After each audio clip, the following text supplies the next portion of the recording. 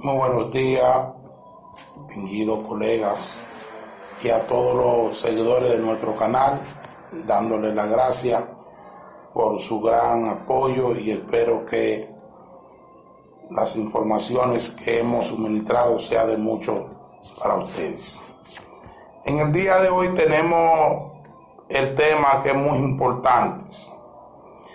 Vamos a tratar el tema de las preguntas no permitidas en el interrogatorio directo.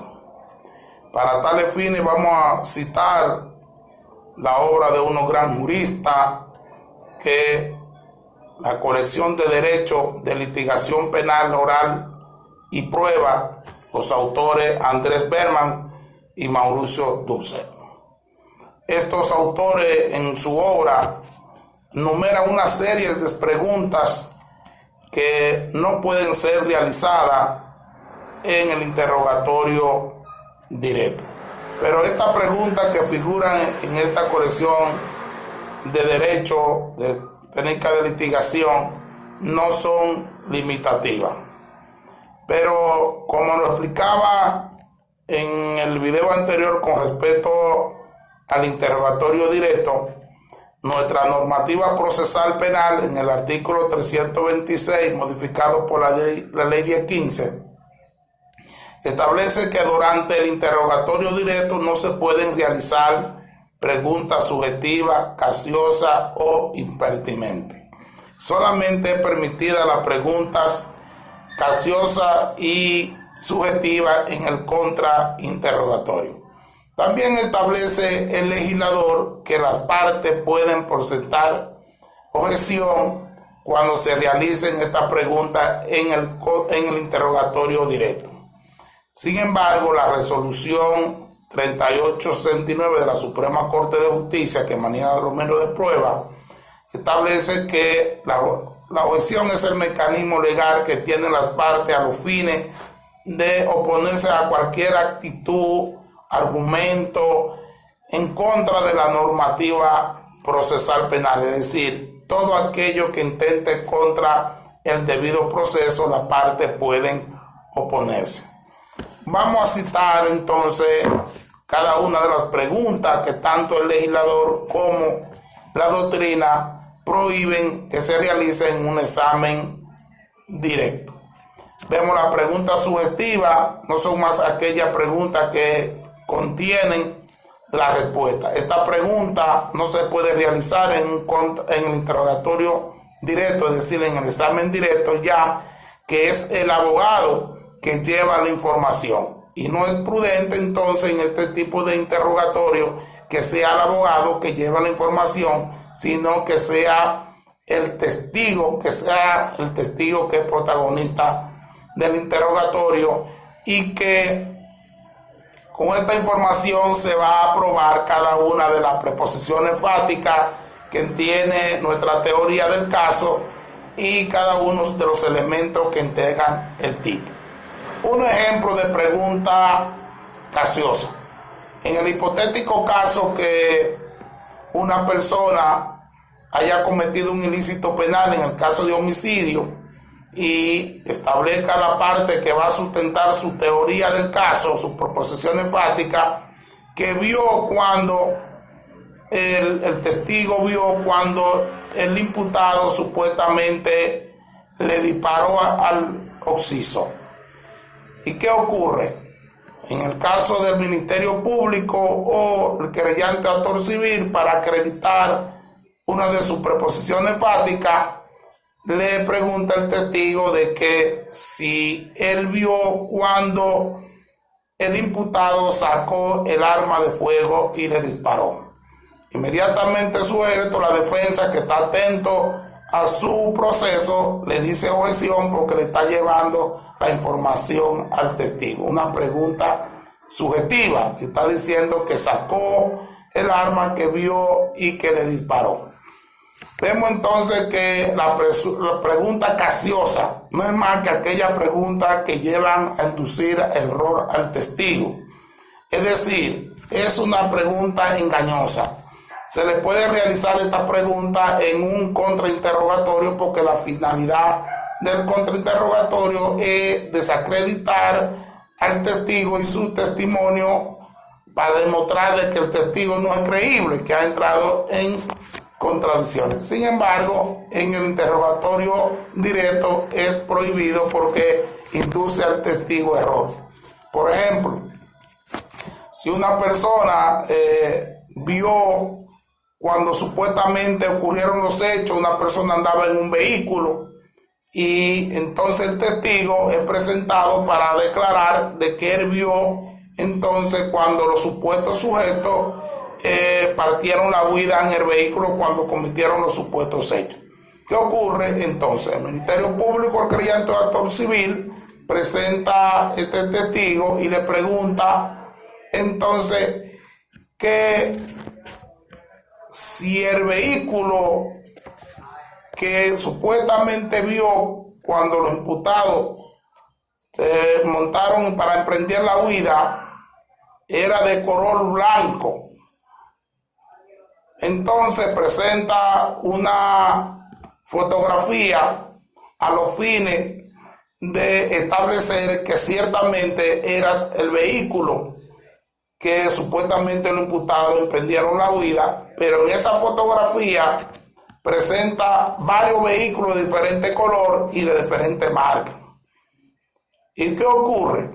Entonces, en esta fotografía puede ser que el testigo se confunda, no sepa establecer cuál fue el vehículo, cuál fue el color del vehículo, cuál fue la marca del vehículo, o que ninguno de esos vehículos que se le presenta en la fotografía fueron los que los imputados cometieron los hechos. El testigo aquí es inducido a un error y la finalidad del testimonio no es llevar al tribunal informaciones que no sean claras, informaciones que sean confusas.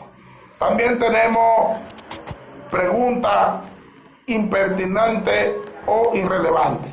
Son aquellas preguntas que no guardan relación ni directa ni indirectamente con los hechos. Por lo tanto, carecería de objeto practicarle esta pregunta a un testigo donde no va a aportar nada en el caso en concreto.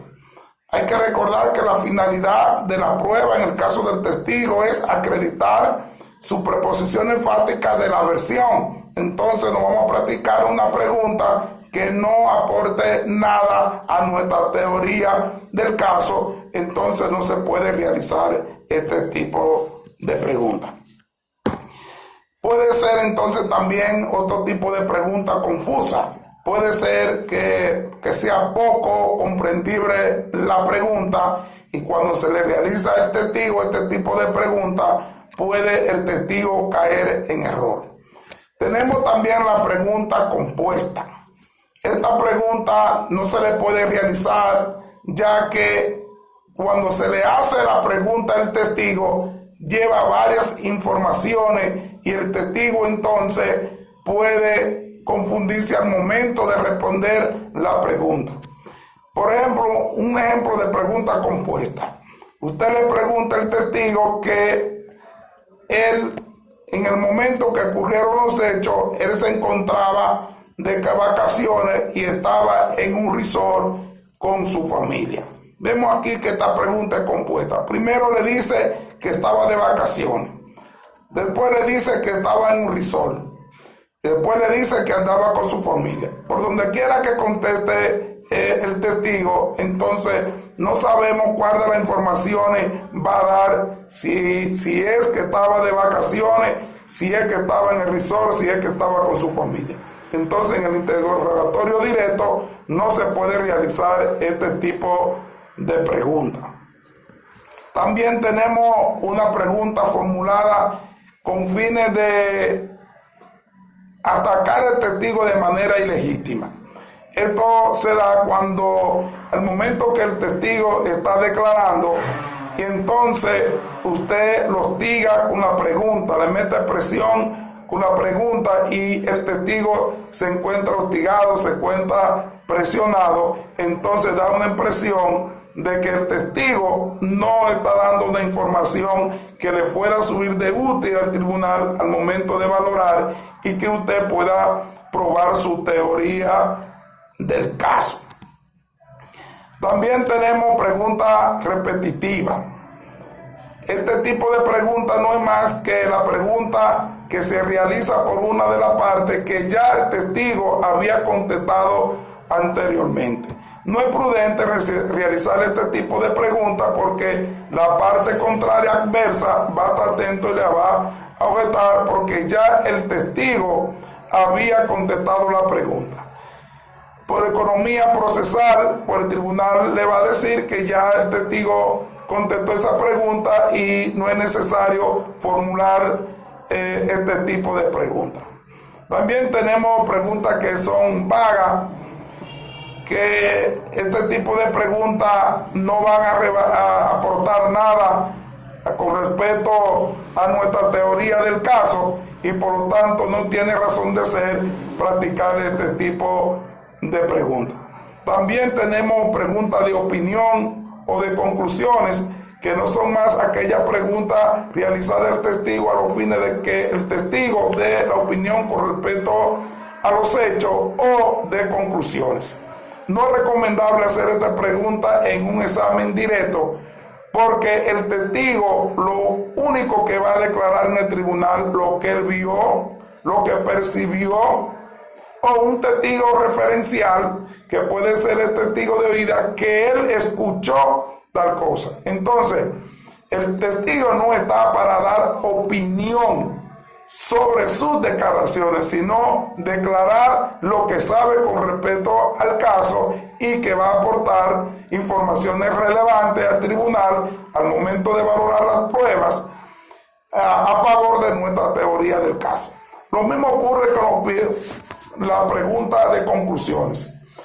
Los testigos en un examen directo no están para emitir conclusiones sobre el caso o sobre el conocimiento de los hechos que ellos tengan. Esto ya es una facultad que corresponde a los peritos porque son los expertos y pueden dar opiniones y conclusiones. Sin embargo, los testigos no son peritos. También existen otro tipo de preguntas que son preguntas de estrategia, que la parte adversa puede legítimamente objetar este tipo de preguntas. Esto siempre lo utilizan a los fines de que aún la pregunta vaya dirigida a un objetivo que no sea relevante para el caso, para la información que necesite. Sin embargo, el litigante la hace a los fines de traer información que realmente el testigo puede dar y que sea relevante. No es recomendable hacer este tipo de preguntas porque la parte la va a objetar. Las preguntas también ambiguas.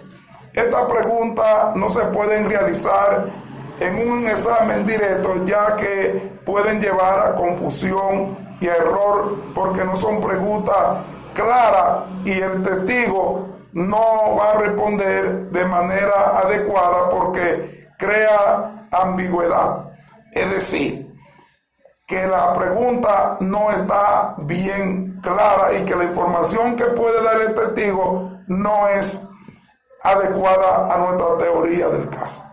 Pero como toda regla tiene excepción, la normativa procesal penal permite entonces, cuando un testigo es hostil, se le puede entonces realizar preguntas subjetivas.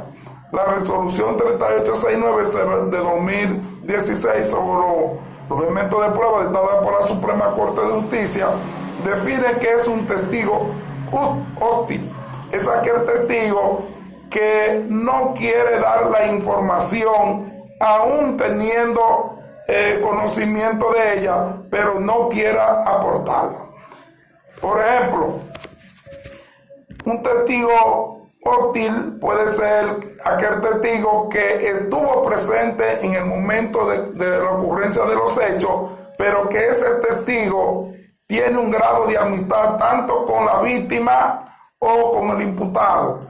Entonces, si el representante del Ministerio Público lleva a este testigo y este testigo tiene un grado de amistad muy profunda con el imputado, es lógico entonces que el testigo no va a querer declarar lo que pasó porque va a perjudicar a su amigo. En este caso, entonces, el órgano acusador, el creyente actor civil, le solicita al tribunal que declare el testigo hostil, entonces, para poder hacerle la pregunta subjetiva con respecto al caso. Estas preguntas que hemos enumerado en el día de hoy no son las únicas. Hay otras preguntas que en otros autores pueden estar. Todas aquellas preguntas que tiendan a llevar la información al testigo o aquellas preguntas que entiendan violatorio al debido proceso de ley puede ser objetable porque así lo establece la resolución a través de la objeción, que es el mecanismo legal. Que pasen muy buenos días y espero que este tip le haya gustado muchísimo y que Dios me lo bendiga mucho.